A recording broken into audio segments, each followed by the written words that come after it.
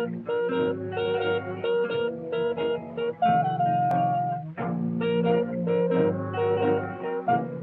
way you wear your hair,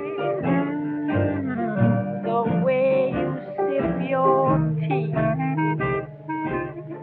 the memory of all that.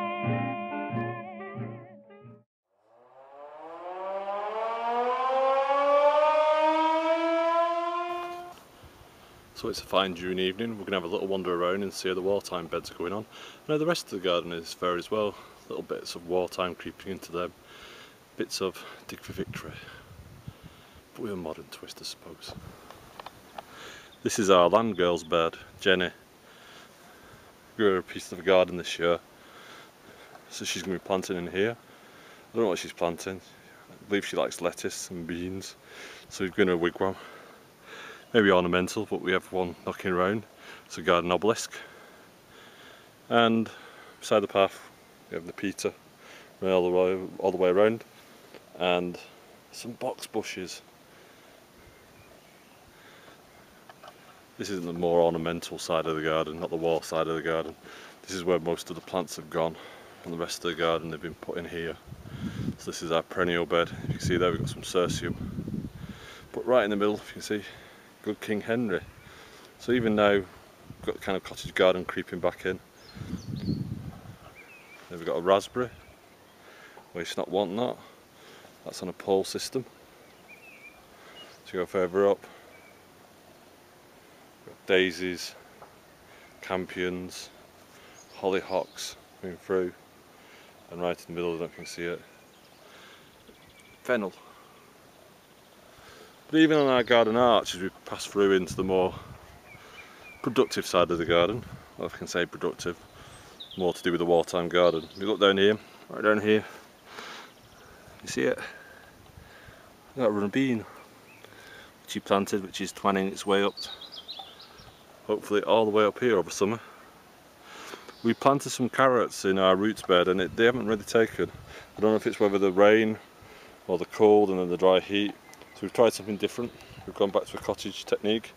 We're planting them in pots, and we're going to intercrop these with lettuces and radishes. Over here we're on the second pulling of our rhubarb. We had £50 off that. £50 of rhubarb. And here's one of the biggest successes this year. I don't know if you can see this all the way up. A hedge of chives. And it's absolutely brimming full of bees. They really come in, and we've noticed a decrease in the nasty bugs as well, as we've got more and more hoverflies coming in, and ladybirds. So if you look here, if they don't come at me, because they can be quite ferocious, these ones. I think I've annoyed them several times coming past, brushing past them. Can you see it? They are the bees. There's nothing more wonderful than a bee, and they should be protected against pesticides and herbicides. And it just goes to show, because we made that mistake when we first moved here. We used pesticides, and the bee colony population around here and other nice bugs like butterflies all seem to vanish, and we've really worked our socks off to get them back, and we'll never ever use pesticides again. Even though we're doing the wartime garden, we're not using pesticides. So here's one of our fruit beds. And here, which we went past, is our cabbage pad, which started it all off. Even though, I don't know if you can see here, even though I've been out hoeing, this is a potato from last year making its way through. Next to it's our kale. Our kale's not been as successful as our cabbages. It's had to be staked. If we go up here past the polytunnel, again I'm repeating myself from other films, the polytunnel is not involved in the wartime garden. They did not have polytunnels back then. We are using the glass house because we are afforded that luxury where many people weren't. Most people did with cloches, and some people did make their own greenhouses. So here we have our onions. They've suffered. Don't know this because of being transplanted. We had to start them off in modules because it was so cold. But we'll see how they go on. We fed them with wood ash. Coming up to here is our peas. These are fell from first, and they're doing really well. Surprisingly, we've never done this before because we've always had a problem with slugs, and this is another beneficial thing of having companion planting that we've started using. You can see over there we've just chopped back some comfrey. That's been used as an activator in our compost because we're going to be planting a marrow on top of that later in the year. We've also got some daisies as well. That we've not had as many slugs this year. I know a lot of people are complaining that they have. And to give you the idea, we haven't. These are our direct sown runner beans, which we blogged about a while ago that me and Little D planted. And if you look all the way down the line, every one of them has come up and doing really well. And we've not had great weather over the last week. It's been rather hot and we're running low on water actually. And even things like we've got down here, don't know if you can see it, get close enough, there we go. That's a broad bean. Our broad beans have been sown so late this year. We hope to get a crop of them, but we've had no choice. And again, here we go, comfrey and bees. They love it. This is the Bocking 14 as I remember, not a wild comfrey. This one doesn't spread by seed, the one in the bin does. So let's move on up. So you can see this is still quite wild here. We've got to build a path here over the next few weeks. Doing amending, reusing bricks that we've got knocking around. You'll be able to see a pile of bricks as we go further up the garden. We've got loads of them. Even this here, there's some wood here. We're making some staging. So there's our wood for our staging later on. So in here we've got our tomatoes.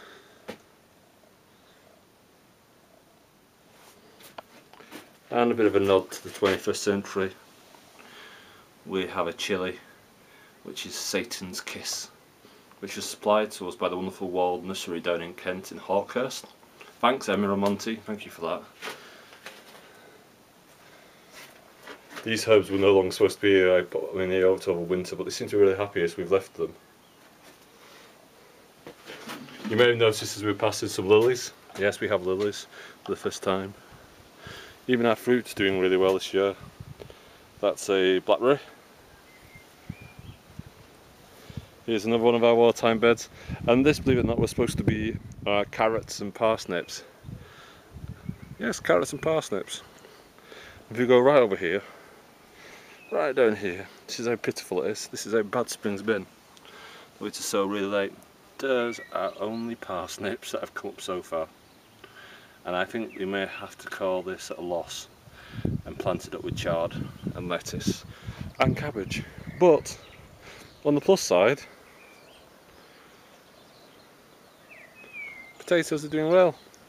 This variety down the hill right in front of me is Rhubarb. Just further up, next one up, is Shetland Black. So then we go straight up into the orchard. And there's one of those piles of bricks.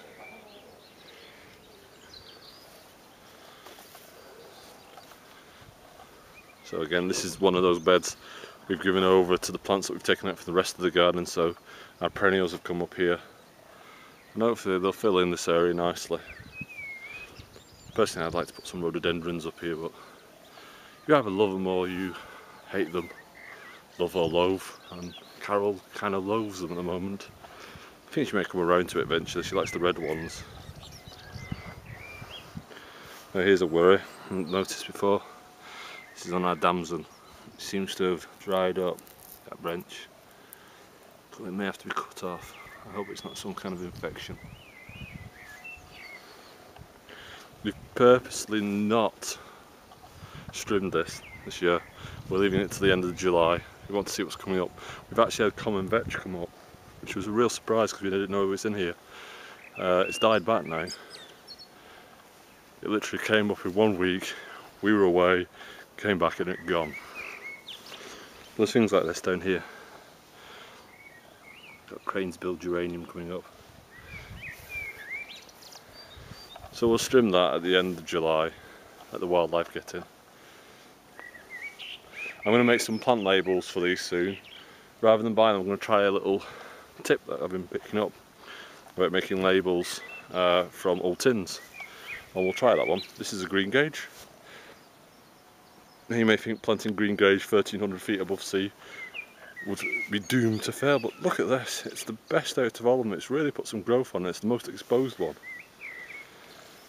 This is the rebuilt wall that we did a few weeks ago. Still waiting for the gate to go on.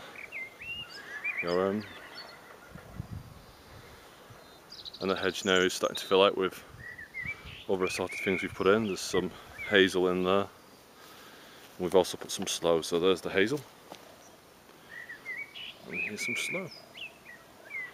And that's willow herb, which I'm going to wait to pluck it out of the ground just before it flowers.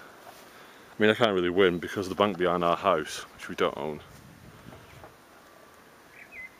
is absolutely infested with willow herb, and it's a beautiful flower, but it's very invasive. The roots go on forever. And that's it for now. Lovely evening. Hope it's lovely where you are.